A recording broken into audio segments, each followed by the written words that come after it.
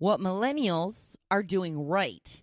A classic band is getting back together to tour, and no coffee for me.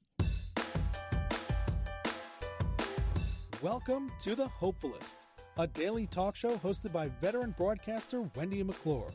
Join Wendy each day as she shares her life lessons that transformed her from perpetual pessimist to the ultimate hopefulist. The perfect morning show to get you caught up on the day's top stories while sharing insights that will lead to positive transformation and bring out the hopefulist in you. For more inspiration, visit hopefulist.com. And now, here's your host and hopefulist, Wendy McClure. Well, hello there, and welcome to a Thursday. It is March 5th, 2020, day 174 of Gotta Get On Ellen. Here we are, Thursday already. Couple of really nice days here at the Jersey Shore. I'm not sure if you got to see some of the pictures that I posted yesterday. I had been trying to decide whether I was going to go to the beach and watch the sunrise by myself or take the little Tucker with me. I decided to take her with me because she loves the beach, and I'm so glad that I did because she had so much fun, and I had so much fun watching her have so much fun. But here's the problem with taking Tucker to the beach. Couple of problems, actually. It was very interesting. You know, a lot of the time after I'm done the podcast, I go right to the gym. So I go back in the bedroom. You know, she's out in the living room. She's either on her daddy's chair or she's on the couch. This morning, she's on the couch. She spreads it around. And she just sleeps. She doesn't pay attention to me. She knows my routine. All right, she's going to the gym. She'll be back. She barely lifts her head. Doesn't bother her in the least when I leave before it's dark out in the morning. So that's what she was doing yesterday. Went back into the bedroom, got dressed, no movement from her, sitting on her daddy's chair. And then I was like, do you want to come? That perked her up, jumped down, got her in her harness, and got her all ready. The problem is, one, she's only allowed on the beach for another month, less than a month. Depending on the town, April or May, no more dogs on the beach. Number two problem is she's going to think she's going now, regardless. So my plan today is to, once I finish the podcast, head to the gym because I've been a slacking. I will admit it. I have not been consistent with the gym. Very disappointed in myself. I got to figure out what my actual problem is and start getting there on a regular basis. So when I leave for the gym this morning, she's going to be all jumping up and down, being really excited, thinking she's going to go. So make me feel guilty. She's going to be disappointed. So is it better? Would it have been better to have just left her here yesterday? That way she has no expectations. I'm really glad that I took her. Don't get me wrong. But at the same time, it's going to be an ordeal now. And then it's going to break my heart every time I walk out the door. And she's going to have that little face on like, not me? I don't get to go? I don't know. These are some of the things that we deal with. And the shame and guilt that our little pets put upon us. It's a rough problem. So we'll see how this goes when I leave in a little bit to hit the gym. I almost was not going to be able to make the gym again today because I had no coffee when I got up this morning. Let me explain. Now, Joe gets up about a half hour before I do. He, gets ready for work, makes his lunch, makes his coffee, takes a shower, all of that stuff. And then he always wakes me up as he's leaving. But he makes me a cup of coffee. He wakes me up, comes back into the kitchen, hits the go button on the Keurig. And then when I, come out of the bedroom, I get up, I visit the bathroom, as most people do. And by the time I come out, my coffee is ready to go. It's a great system. I got to tell you, I love it. So I come out this morning. I walk into the kitchen, and there's no coffee. In my head, I almost have whiplash because my head is just whipping around like, where is it? Where's the coffee? And I see my mug still on the drain board, and I'm like, what? He didn't make me coffee. So I know it was just a mistake. He took the trash out this morning, and I think that probably just distracted him a little bit. So he apparently had texted me. I don't really pay attention to my phone for the first hour or so that I'm up. I'm writing. I'm going through Facebook. I'm looking for stories to talk about here on the podcast. So I picked up my phone, and then, I saw that I had a text message because my plan was I was hoping he wouldn't remember, and then I would send him a message, like when he texts me when he gets to work like usual. I'd be like, was I a bad girl and don't realize it because I didn't get any coffee this morning? So I picked up my phone, and he had sent me a text almost immediately after he left saying, oh, crap, I forgot your coffee. I'm sorry.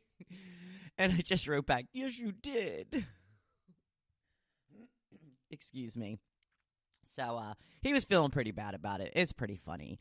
But yeah, if you could see my face when I walked into the kitchen this morning, I was just like, whiplash.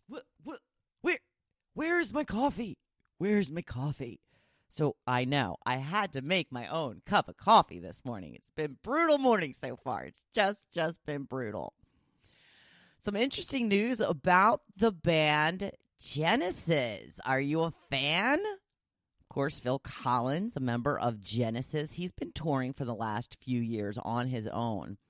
And the band said that they decided that this would be a natural transition after Phil has been touring for a while for maybe them all to get back together. It's just the three of them.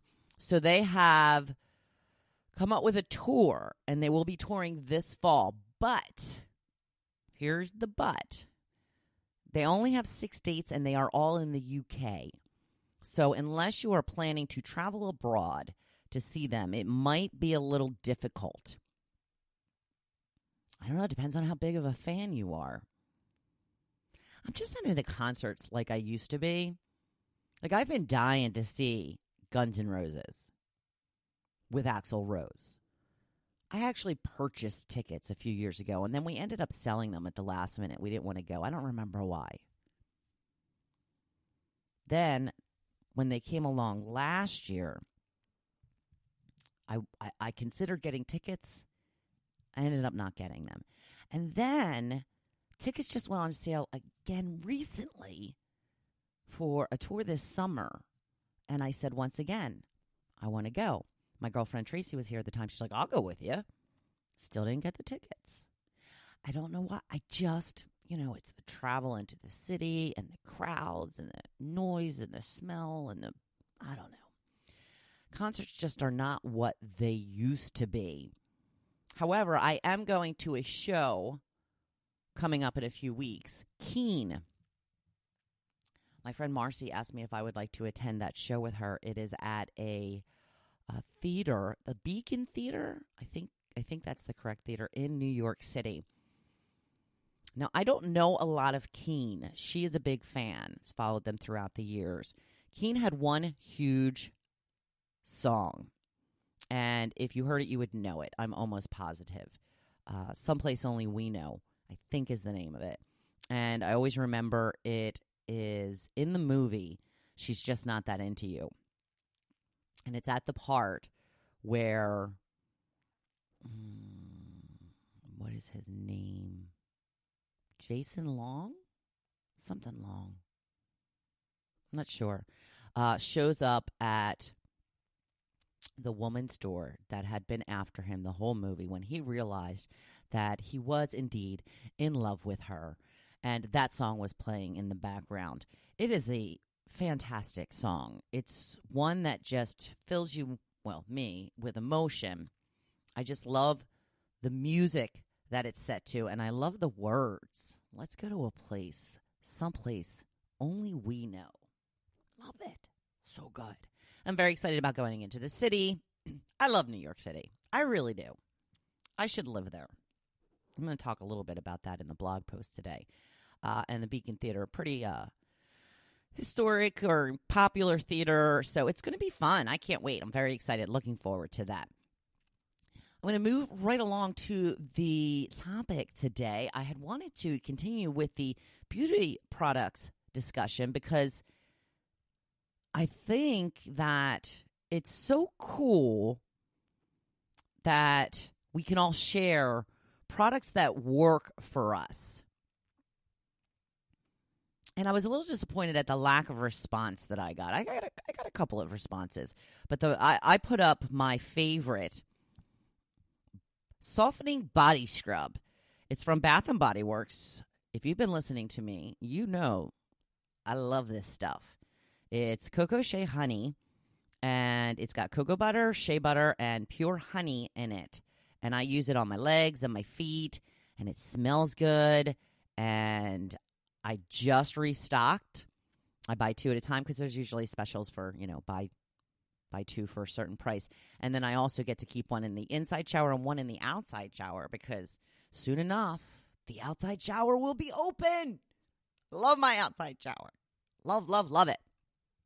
So some of the other answers I got. Let's keep what is your favorite product is what I wanted to know. It's either a makeup item, moisturizer, mask, serum, etc. Tell us how good it is. Kimmy says, It Foundation. It covers a multitude of sins. Okay. Marcy says, Olay Regenerist Micro Sculpting Cream. She says, I've been using Olay products on my face since college, morning and night. I often was, I'm very susceptible to advertising. You can sell me just about anything if you put it in a pretty package or market it in a way that I find appealing. I have tried Olay products a number of times through the years, at least twice. Always made me break out. Always, those like little bumps, the little ones that, kind of got all over your face. Both times I tried to use Olay products. So I'm not going to give it another go. But if it works for you, Marcy, good. But yeah, I would have been very interested in trying that because Olay I don't think is too terribly expensive. But I need something. Jim says, aftershave. I always get told I smell good after I use it shaving.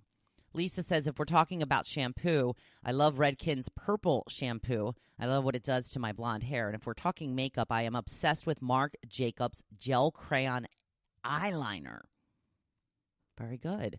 Gypsy Kelly says, I use Rodan and Fields.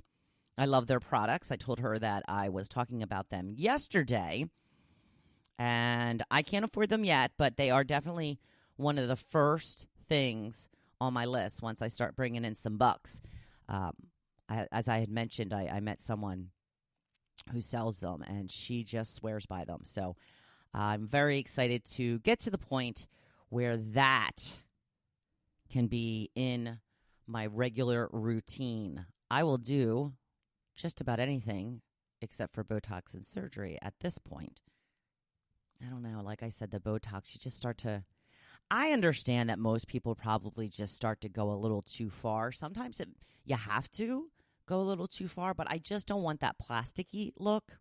I'd love to get rid of this stupid H, but I don't think any product's going to get rid of that. It might lessen it, but it's probably there for the long haul unless I actually bite the bullet and do either Botox. Like I don't even know if Botox would help. It's so deep, or some sort of surgery, and I'm definitely not at that point yet. I am not ruling it out completely. I'm not saying that I never will. At this point, I don't think I will, but things change. Who am I to judge? I'm not going to sit here and say I'll never get surgery. That's kind of dissing everybody who gets surgery. You do you. You do what makes you feel the best. Today's blog post is about millennials and what they are doing right. I think the greatest thing about millennials is they don't wait. They're living life right now.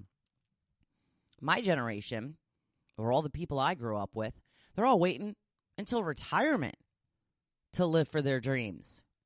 Sounds a little silly when you can be doing it when you're young. was actually scrolling